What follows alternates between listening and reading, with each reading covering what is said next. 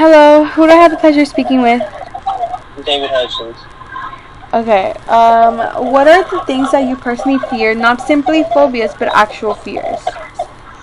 So one thing that I say that I would fear is, I guess being pulled over and facing some backlash from the cop.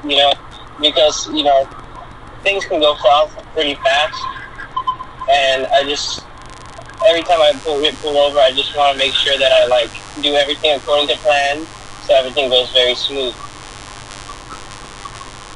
Okay, where did these fears come from? Personal experiences, social media, or school? I feel like it's more school because I'm considered minority, but not really. I don't really view myself as a true minority because I'm part white. But going to school in Aldine, where the majority of students are minority, it is instilled in us that police are roaming the streets and are extremely violent characteristics. And that, but as I got older and I had social media, I figured out, through TikToks more specifically, and shows like Cops and Live PD, that police, as long as you're respectful to them, you're good. They're respectful to you, cordial, they're nice. But if you do wrong, or if you make a simple mistake and they're just having a bad day, then it can go very south. And they can go from, just be like, hey man, just slow it down, to, hey, I'm gonna give you a ticket, and then your insurance goes up, and then it's a whole stroke from there. So that's kind of where I got it from. Okay, what role did your parents, peers, teachers, etc. play in creating and perpetuating a culture of fear in your social circle? My parents actually, they told me that there's nothing to worry about. Just be like, just do what you need to do. Don't be an ass. Don't be rude to the officer. Just do what he says, comply. And then you'll be fine. Teachers, they like to say that they say the same thing. There's just like, hey, comply, don't get pushed back, and you'll be okay. But social media, I find it to be very toxic because they overlook the good parts and they more focus on those bad scenarios with police. Like, perfect example, you don't hear about cops doing good things for people. Like, I watch the body cams because I work in county.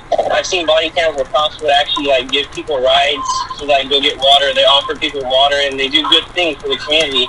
But those aren't heard of. The ones you hear more in the media specifically are like the George Floyd, where police killed him, or these very high-profile cases. So from parents and teachers, I've heard, just be good, and they'll be good to you. And from social media and society, I've heard very bad things.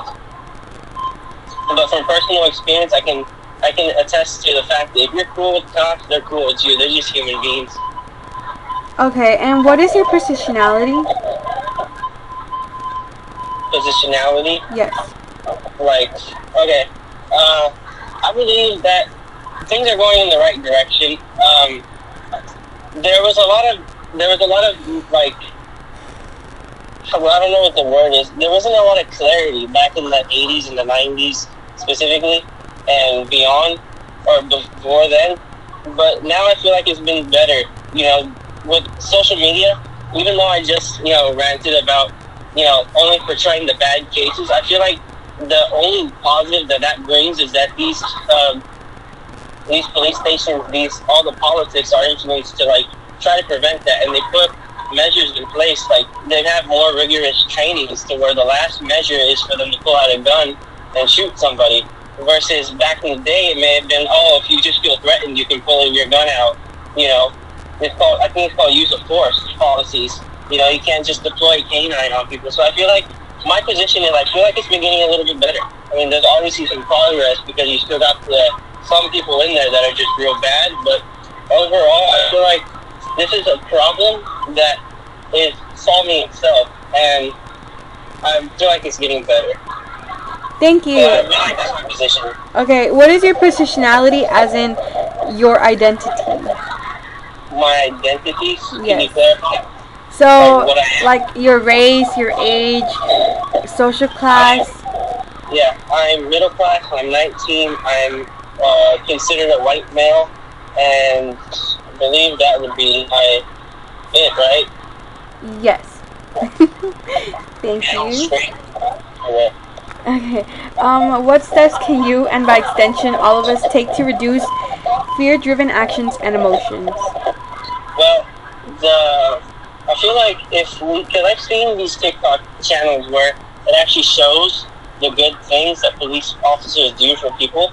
I feel like as a like as your average normal citizen, I mean, if you want to get that stigma out that all cops are bad and reduce the fear in people, it would be to share those good clips, repost them, just get the message out there that not all cops are bad, because yes, there are the ones that just they're having a bad day or they're just drunk on authority, but the majority of them get outshined by those bad ones, and then everybody thinks they're all bad.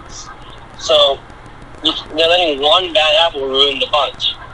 So I feel like one measure that anybody at our level can do is just, if they see the good things, word of mouth is very powerful, and just repost it. It never hurts. It just takes 2 seconds. It's not like you got to make a video. You can just click repost and done. And that can be social media, because social media influences more people. So I feel like that's one thing that we can do to try to change things, or help make change to prevent that fear. Okay. Thank you so much for your time. Have a good day. Thank you. Thank you.